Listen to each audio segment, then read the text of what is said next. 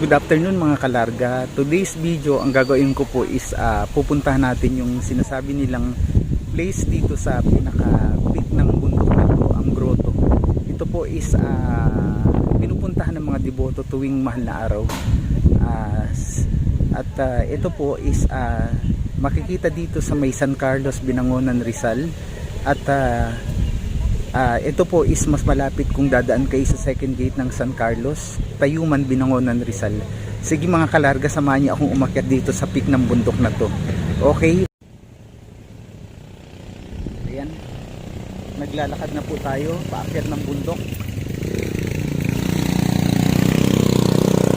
Mga tricycle, tapos meron din po mga nagja-jogging na pumupunta rito sa bundok na to. Ayan po, medyo matarik siya, tapos pagdating nyo po dito sa may may mga kainan at saka may mga bahay din po paakyat ng bundok. Magaganda rin yung mga bahay dito. Ayan po,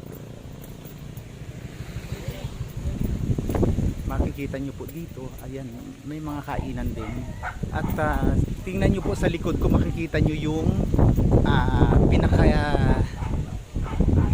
tawag dito, background, yun yung Laguna de Bay na makikita dito.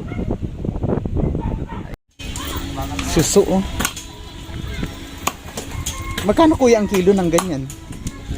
Hindi mo wala. Okay. Suso. Sa ano po yan? Sa ilog or sa pispan? Sarap, eh. Kasi sa probinsya namin ganyan ang mga susuin. Yan, meron sila. Anong tawag dito kuya suso? Yung tulis. Pilipit. Ito yung bagungon, eh. Ayan yung malalaki. Ayan, yan. Ayan ang halaan. Ito raw ang halaan. Ayan. Mura na. Yung pilipit. Itong halaan, 60 pesos ang kilo. Ayun, bagungon. Magkano yung bagungon naman ate? 60 rin po ang kilo. 60 din ang kilo. Yan yung may gamot sa Oo nga, medyo ito eh. Ang lasa nyo medyo mapait. Oo. Ayun po, linya lang sa mga pwede. Yan pala ang niya. Sige po, Tet. Ako'y aakyat dito sa pinakatuktok daw. Thank you po, ha.